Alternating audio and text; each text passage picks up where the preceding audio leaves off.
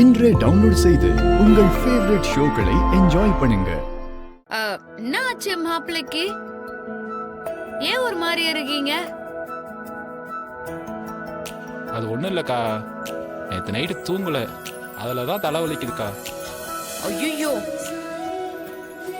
Sorry ஆதி தம்பி, நீங்க night தூங்கலன்னு சொன்னதுக்கு அப்புறம் தான் எனக்கு உங்க கிஃப்ட் மேட்டரே ஞாபகத்துக்கு வருது. அத நான் இப்போ வரைக்கும் தர்ஷினி ஆண்ட குடுக்கவே இல்ல. என்ன அண்ணி, என்ன கிஃப்ட் எனக்கும் சொல்லுங்களேன். தர்ஷினி, நேத்து நைட்டு ஆதி தம்பி உன்னை தேடி உனக்காக ஒரு கிஃப்ட் வேற கொண்டு வந்திருந்தாரு இங்க.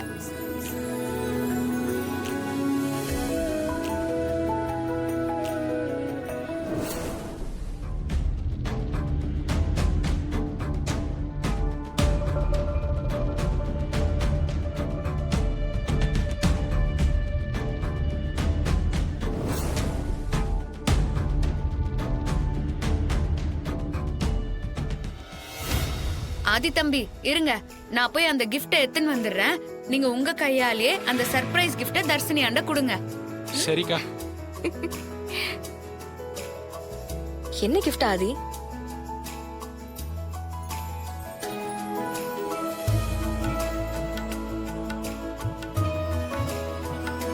சாமி, நானே உங்களாண்ட பேசணும்னு நினைச்சேன். நல்ல வேளை நீங்களே வந்துட்டீங்க.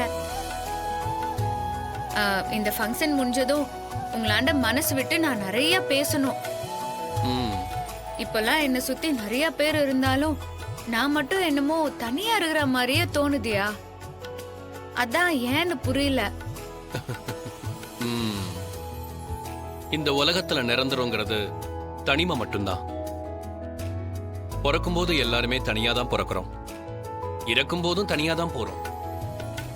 ஐயா, நீங்க இப்ப சொன்னீங்களே, அது 100ல ஒரு வார்த்தைங்க ஐயா. அது இங்க இருக்கிற மனுஷங்களுக்கு புரியவே மாட்டேங்குது. ஏன், எனக்கே புரியாம தானே உங்களாண்ட கொஞ்ச நேரத்துக்கு முன்னால அப்படி பேசின. எல்லாருமே அங்க சந்தோஷமா இருக்கும்போது நீ மட்டும் இப்ப எங்க போற ராணி? அது ஒண்ணும் இல்ல சாமி, நம்ம ஆதி தம்பி இருக்காப்லல, அவரு தர்ஷினிக்கு கல்யாணத்துக்கு முன்னாடியே ஒரு கிஃப்ட் கொடுக்கணும்னு நேத்து நைட்டு எல்லாரும் தூங்குனதுக்கு அப்புறம் யாருக்கும் தெரியாம வீட்டுக்கு வந்திருந்தாருயா. அப்ப என்னடான்னா என்னாண்ட வசமா மாட்டினாரு. தர்ஷினி அப்ப நல்லா தூங்கி நின்றதுனால அந்த கிஃப்ட நான் வாங்கி வச்சுக்கின்னு தர்ஷினி ஆண்ட கொடுக்கணும்னு நினைச்சேன். ஆனா காலையில எழுந்ததும் எல்லாரும் ஃபங்க்ஷன் பரபரப்புல இருந்ததுனால நானும் அதை மறந்துட்டேங்க ஐயா. இருங்க ஐயா, அதை நான் எத்தனை வந்து ஆதி ஆண்ட குத்துட்டு வந்துடுறேன். சரி.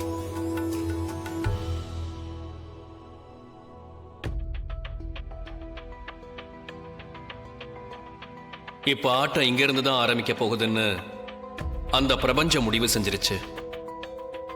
அதை யாராலையுமே தடுத்து நிறுத்த முடியாது.